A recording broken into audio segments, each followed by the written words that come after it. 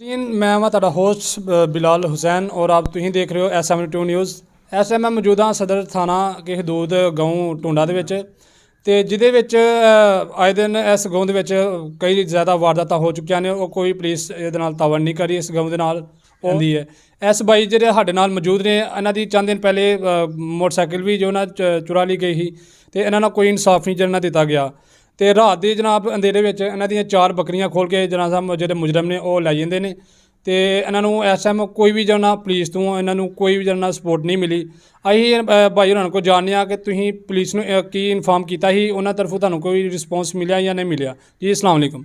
ਹੋ ਗਏ ਆ ਸਾਰੇ ਇਸ ਘਰ ਦੇ ਪਿੰਡ ਦੇ ਵਿੱਚ ਘਰੋਂ ਨਿਕਲਣਾ ਬਾਹਰ ਬੜਾ ਮੁਸ਼ਕਲ ਹੋ ਗਿਆ।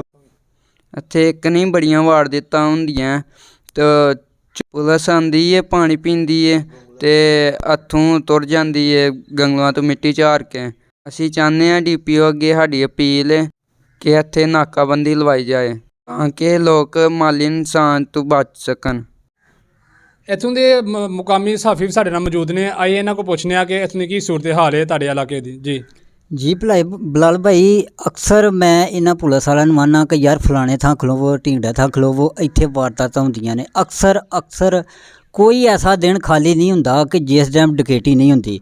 ते इन्हां नूं पता होण दे बावजूद सारा इन्हां नूं पता है कि डकैती किन्ने कीती है। इन्हां दे बगैर डकैती कोई बंदा दूसरा कर नहीं सकदा।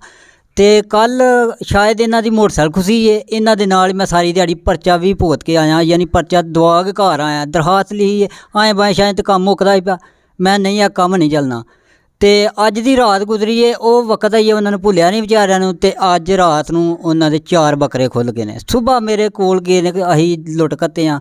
ਮੈਂ ਉਹਨਾਂ ਨੂੰ ਕਿਹਾ ਕਿ ਸੁਬਾਹ ਤੁਹਾਡਾ ਕੁਝ ਕਰਦੇ ਆ, ਇਸ ਲਈ ਮੈਂ ਭਾਈ ਹੋਰਾਂ ਨੂੰ ਸੱਦਿਆ ਕਿ ਮੈਂ ਤੁਹਾਡਾ ਤਾਲਾ ਕੋਈ ਕਰਾਉਣਾ। ਹੁਣ ਇਸ ਟਾਈਮ ਮੇਰੀ ਸਲਾਹ ਹੈ ਕਿ ਮੈਂ ਨਾ ਥਾਣੇ ਸਦਰ ਦੀ ਹਦੂਦ ਵਿੱਚ ਜਾਵਾਂ ਤੇ ਉੱਥੇ SHO ਸਾਹਿਬ ਨੂੰ ਮਿਲ ਕੇ ਆਪ ਹੀ ਇਹਦੇ 'ਤੇ ਕੋਈ ਐਕਸ਼ਨ ਲਾਂ।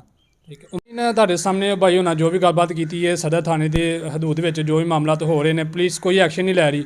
ਇਹਨਾਂ ਦਾ ਮੌਕੂਫ ਹੈ ਕਿ DPO ਸਾਹਿਬ ਜੋ ਨਾ ਫੌਰੀ ਐਕਸ਼ਨ ਲੈਣ, ਫੌਰੀ ਇਸ ਚੀਜ਼ 'ਤੇ ਆਪਸ਼ਨ ਲੈਣ ਤਾਂ ਕਿ ਜਿਹੜੀ ਆਏ ਦਿਨ ਚੋਰੀ ਦੇ ਵਾਰਦਾਤਾਂ ਹੁੰਦੀਆਂ ਨੇ ਇਹਨਾਂ 'ਤੇ ਫੌਰੀ ਜਨਾ ਐਕਸ਼ਨ ਲਿਆ ਜਾਏ। ਇਹਦੇ ਨਾਲ ਹੀ ਸਾਨੂੰ ਦਿਓ ਇਜਾਜ਼ਤ। ਅੱਲਾ ਹਾਫਿਜ਼।